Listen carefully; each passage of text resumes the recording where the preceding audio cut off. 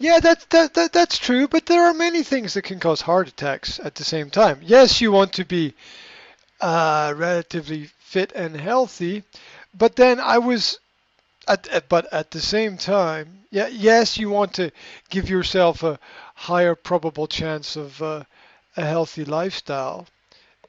Yet at the same time, on one side, a lot of sports people who do a lot of sports activities, they die young, unfortunately, because they overstress different parts of the body.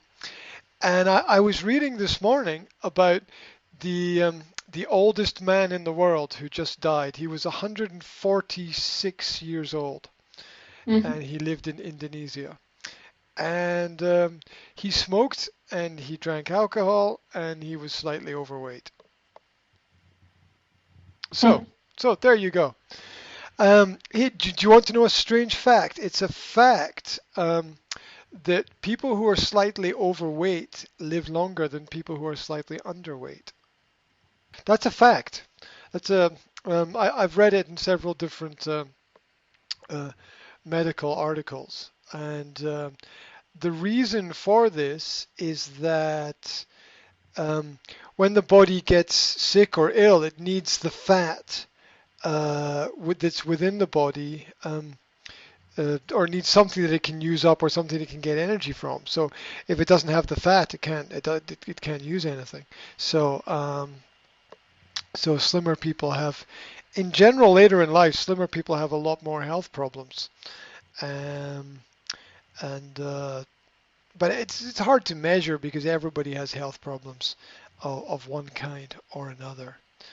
Um, so I it's I don't think it's fair to criticize people for sort of just being who they are. And I think it's very hard to stay in shape and stay healthy. It requires a lot of effort. I make a conscious effort myself to spend 1 hour a day doing physical activity. Um, I've done this for 8 years. Um, there are 24 hours in a day. One of those hours should be for physical activity. I either jog or I do weight training or I do exercise on an exercise bicycle or I might do resistance training or what else have I done? What I call power walking, which is I attach weights to my wrists and my feet and I go for a walk for half an hour and I exercise while walking. Um, so these are some things that I've done, or because the weather is nicer, you can do a cycle ride if you have a bicycle. I try to do something to increase my heart rate. I've done um, trampolining. I'm just thinking in the last 3 or 4 weeks, I've done all of these things. Yeah, yeah. So those are things you can mix it up. You can try different things. You can do different types of resistance. You can do stretching exercises. What else? I try to fit it in wherever it is possible. I try to get 1 hour in a day. Usually, I'm successful at least 6 days out of 7, maybe more. Oh, walking is extremely healthy. Walking dogs is a that's one of the healthy elements about having a dog is that you have to get out and get fresh air and walk the dog. Um, the negative side to that is that because you need to spend more time on your dog, you can't really focus on yourself and your exercise. So it's difficult to be personally aware of what is happening. And although walking is really good, it's not as good as increasing the heart rate. So it's better to do, for example, 10 minutes of rigorous physical exercise than it is to do 1 hour of walking. So you can actually do more in 10 minutes than you can in 1 hour if you do it with an increased heart rate. You look at people who do CrossFit training. That's the real gym weightlifting strength training. The people who are like big muscles and super fit, right? They do short, high intensity workouts. So they'll work out for maybe 10, 15 minutes high intensity. That's it.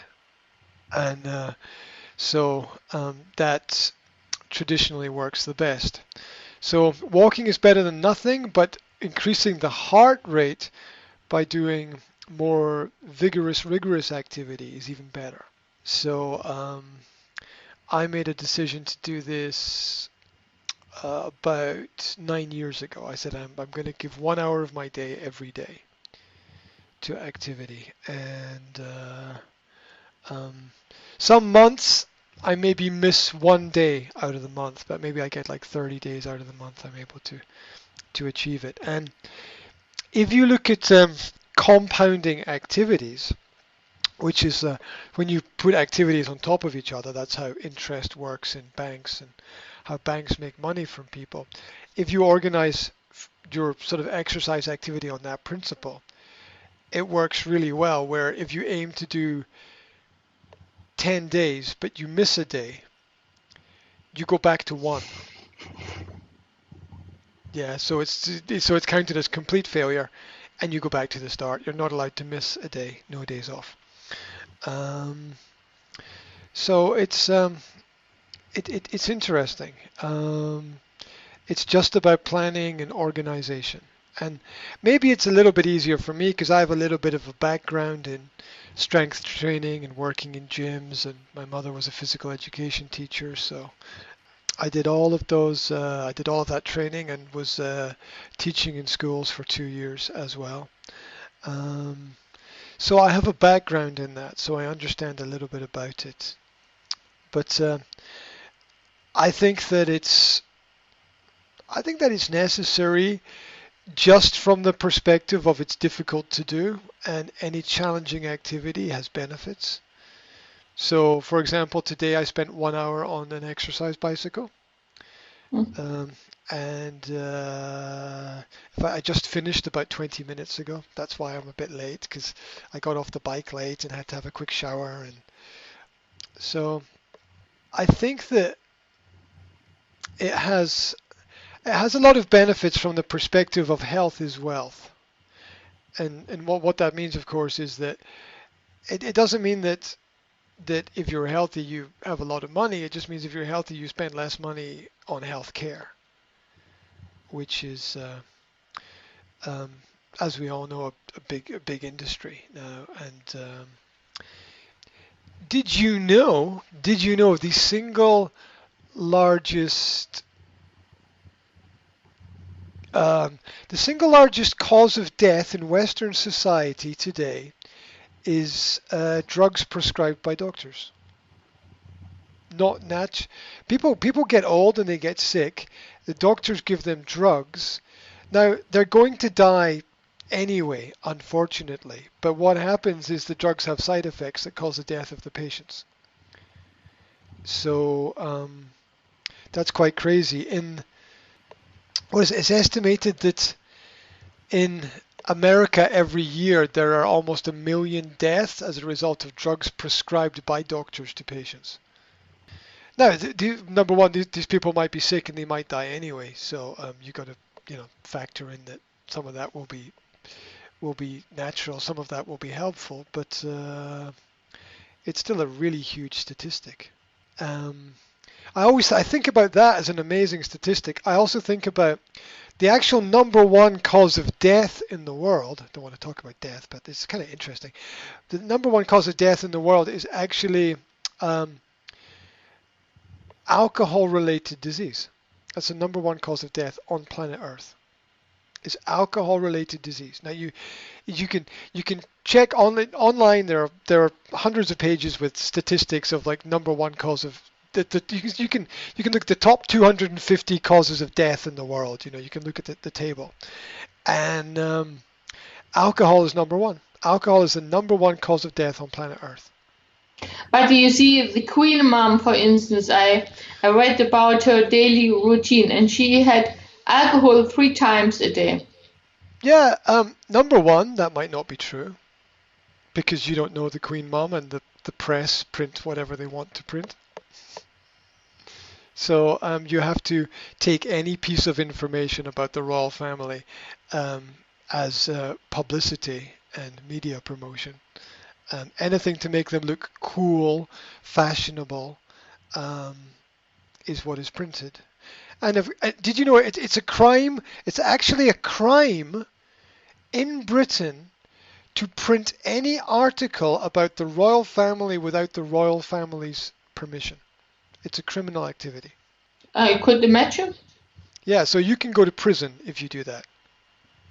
You go Mm-hmm. to prison. So I don't think that um, we really know the truth for the reason that if you tell the truth, you go to prison.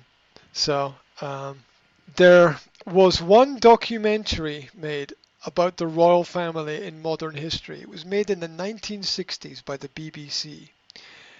It was shown on BBC television once, and then the royal family ordered that all the tapes be destroyed. There is no copy of it in existence. There's a very good reason why they ordered all the copies to be destroyed. Because it told the truth. Which is that, which is, which is that they are a very powerful and influential group of people. So, the royal family very much controls a lot of the media and what the media presents. And you can find little stories here and there that have negative elements and information, and there are power struggles amongst rich elite people, and there have been some negative stories printed in the press about the royal family. But as I said, it's a crime, and you can go to prison for printing an article um, without their knowledge. There were a few printed maybe in the last 5 or 10 years, but you don't see anything printed today. They very much control it very strongly, and you can't criticize them because they're above the law. And I think it's crimes against the state, which is basically crimes against the state run by the royal family, are punishable by death. That exists. So you really you can. Um, the people always criticize America for having the death penalty, which I think it should be criticized. I think it's wrong, but Britain has it as well. Oh, they abolished the death penalty for non-crimes against the state. They just didn't finish the sentence. They abolished the death penalty for certain crimes, but not all crimes. See, the power of not finishing a sentence is quite immense. It's quite large. They just didn't include all of the information, and well, which is also a crime as well. Omission. Nobody wants to go to prison. So we have a justice system, but the highest court in Britain is the Crown Court, which is the King or Queen's Court. And who sits at the top of that is the King or the Queen. So they're the final judge. They employ other people to make reasonably intelligent decisions for them, but they get the final say. They consult with other people, but I think there's a lot of dictates and directives that are handed out to society. People forget the structure. People forget. They don't understand. Who does the Prime Minister work for? Who does the Prime Minister work for? Who does he report to? Who is the Prime Minister's boss? The Queen. The Prime Minister is directly employed by the Queen. It's a fact that who created the position of Prime Minister? The position of Prime Minister was created by the I forget which king or queen it was, but it was created to take some of the pressure of the decisions away from the king or the queen. The Prime Minister reports every week to the Queen. That's his job. His job is to run the government for the Queen. People get to vote for their political parties, but the leaders of the political parties are very much selected by the parties themselves, which are principles of the Hegelian dialectic. So it's the left leg and the right leg which walk together to give us a direction within society, and we can argue that it's not a bad way to do things.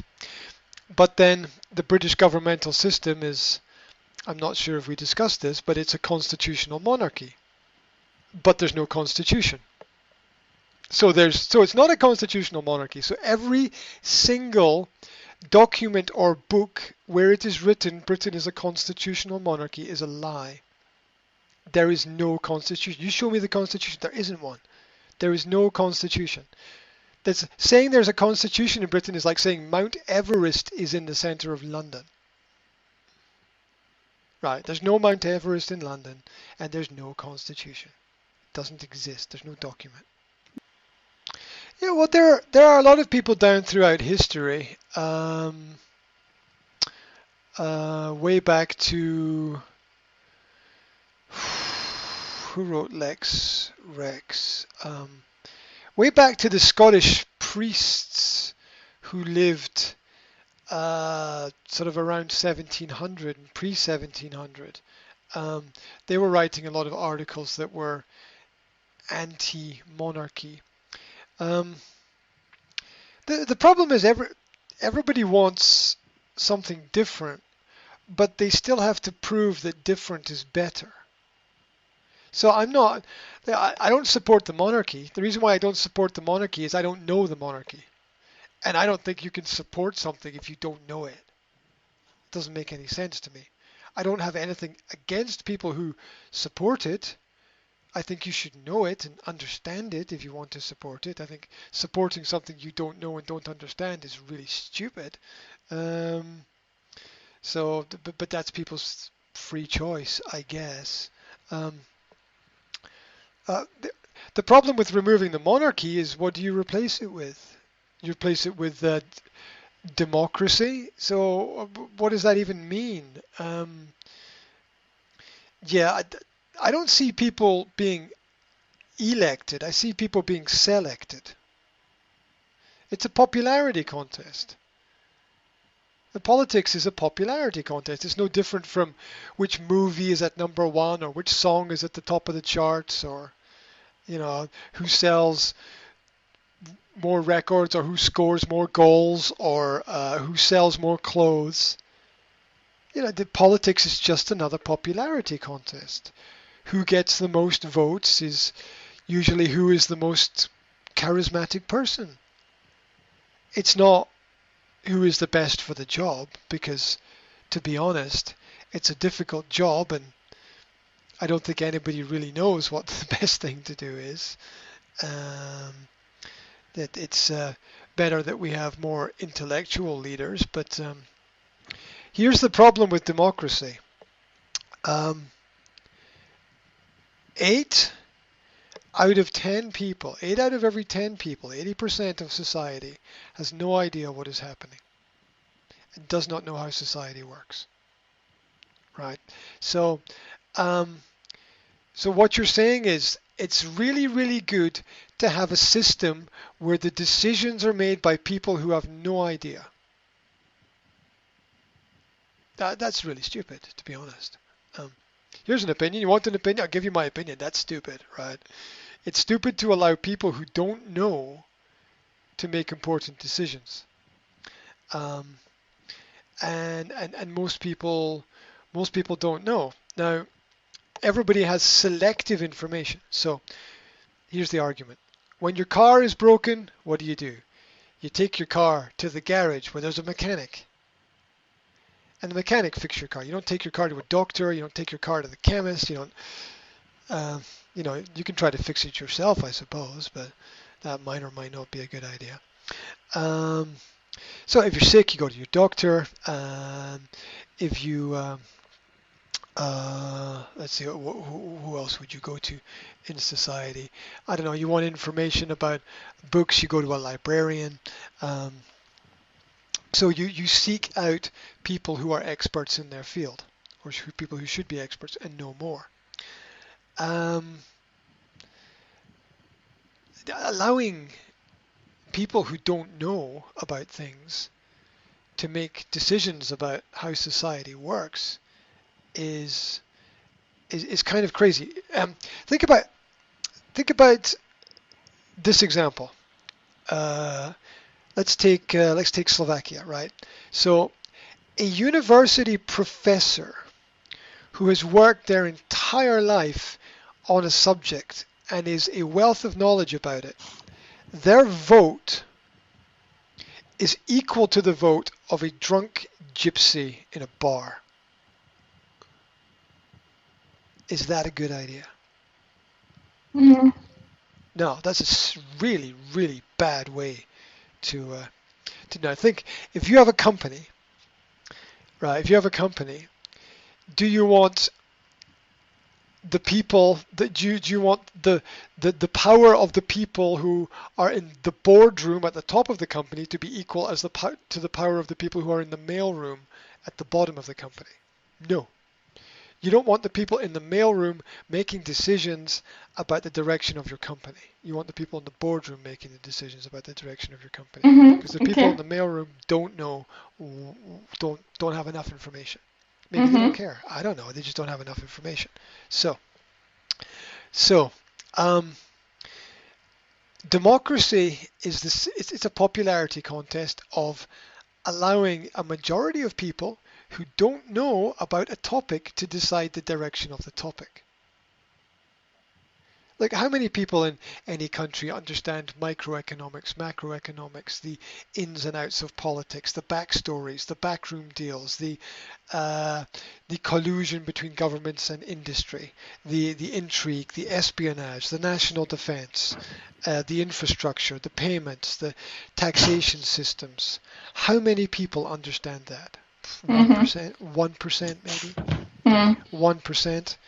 So the argument against democracy is that democracy can never be successful in the long term because you are asking the majority of people who know nothing to make decisions that are more important than the minority of people who understand everything on more things.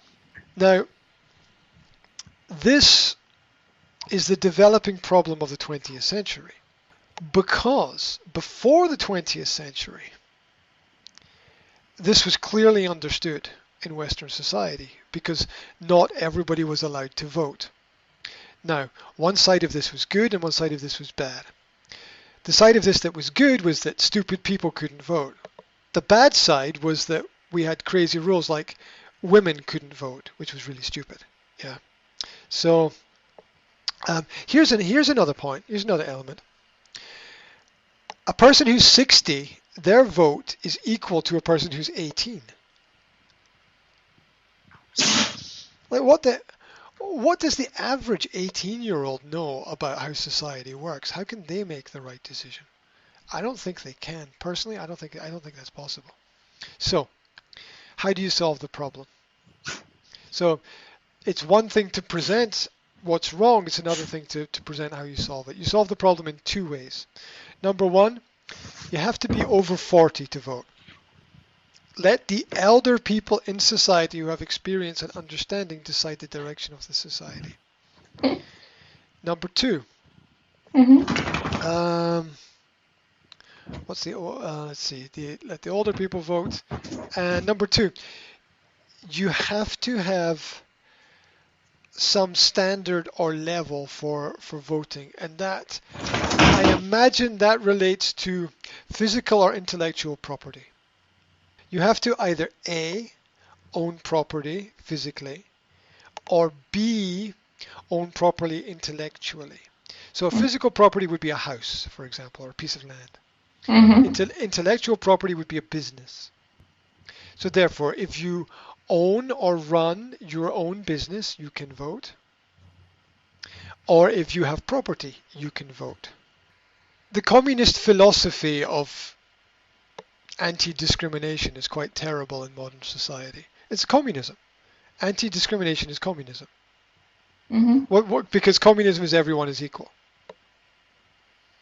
And that's the biggest lie in history.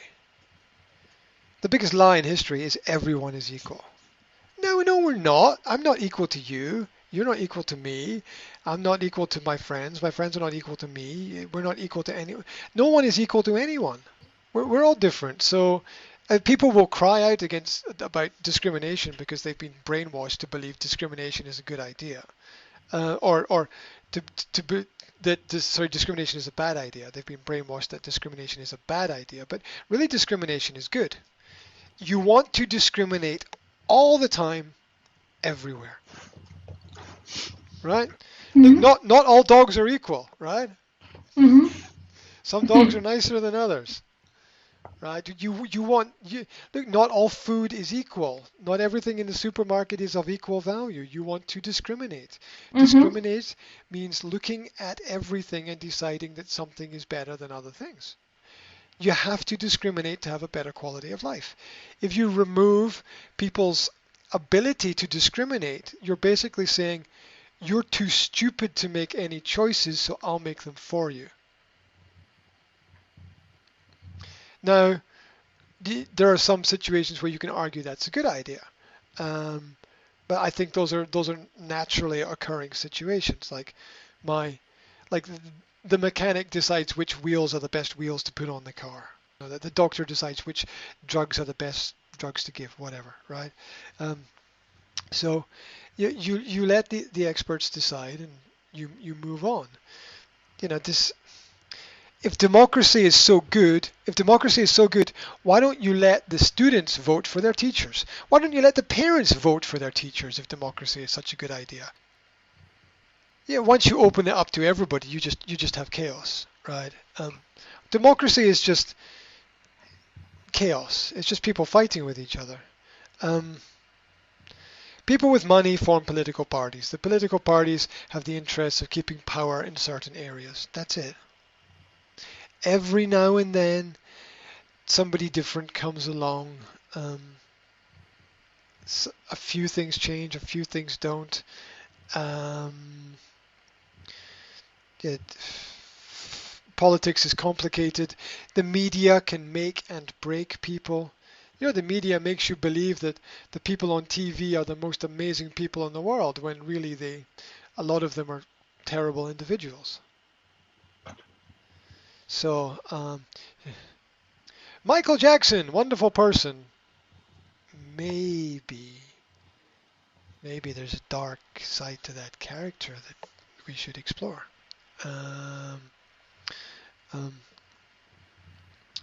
so it's it, it, it's crazy. I don't think that um, I don't believe that any story printed anywhere is in any sense real.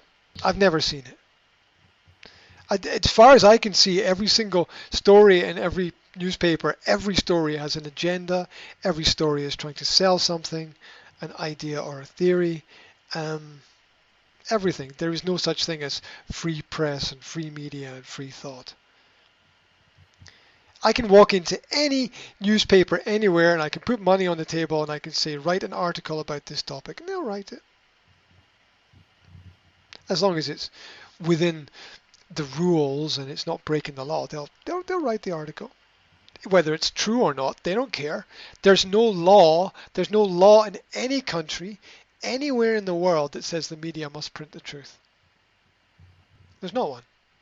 You would think that would be a fundamental principle. That would be the number one rule. Number one law for media, you must print only true stories. Doesn't exist. There is no law in any country in the world like that. You can basically print whatever you want. And the media feeds off itself. It creates a story, it reports on the story, it reports on the report about the story, and it builds up this propaganda machine.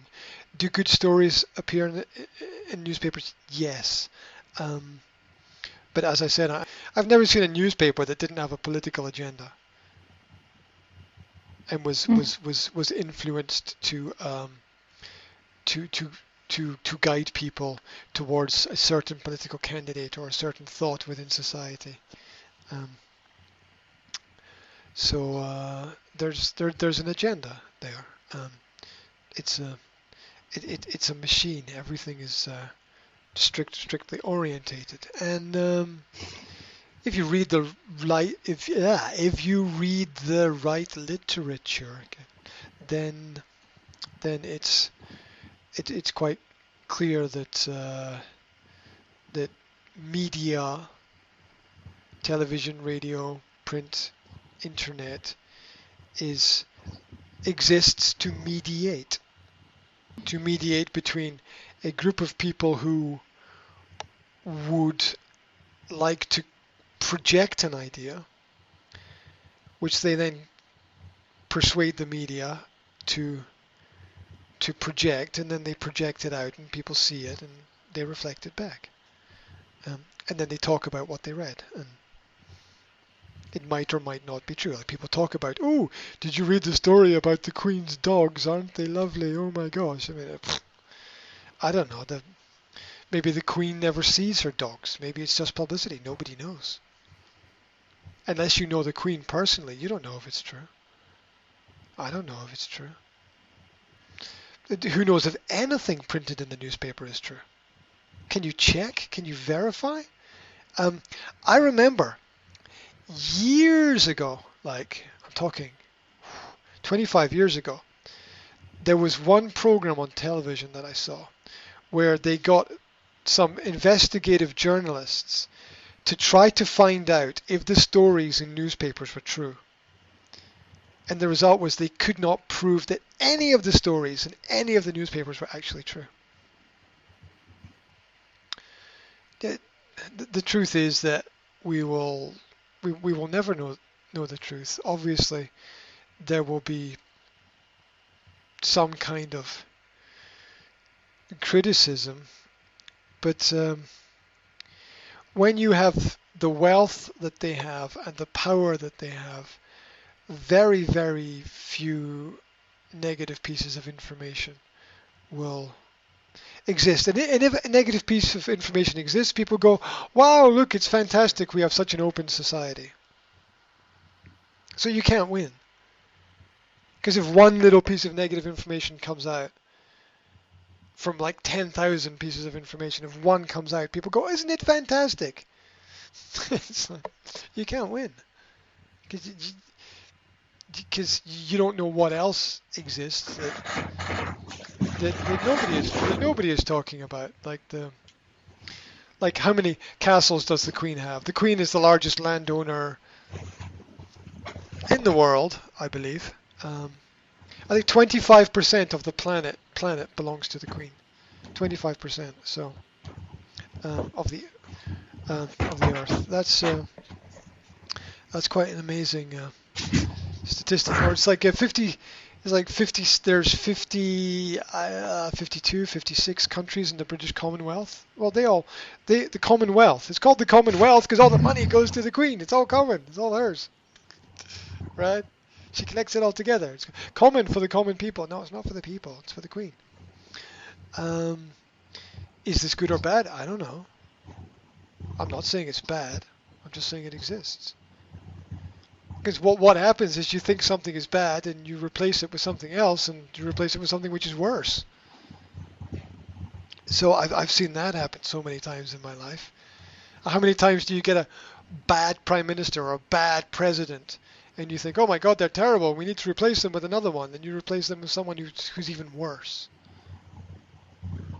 Because you want to do things quickly without thinking, and the true effects of everything are long term. Like how do we politics is madness. How do we expect economics to change like this in 6 months, in 1 year, in 4 years? We have another election in 4 years. Do you think that in 4 years you're going to see the economic effects of what's happening today, the changes you make today? You won't see that for 5 to 10 years. So you're asking, and then if you're in power and you make good decisions, and then you're voted out of power, then the people who come in after you, they get the results of your good decisions, and people think it was them because the people are stupid. Yeah, well, and this is what always happens. Um, so it can't work. Or changing your leaders every 4 years, is that a good idea? I sort of, I don't know. It sounds to me like something you would find in a fairground, or this, or some kind of spin the wheel and see which leader you get today. Um, so it sounds very much like some kind of fantasy idea that, oh, you can magically have new perfect leaders every 4 years, and not even the leaders know what they're doing. And you have to look at the bigger picture, the bigger strategy.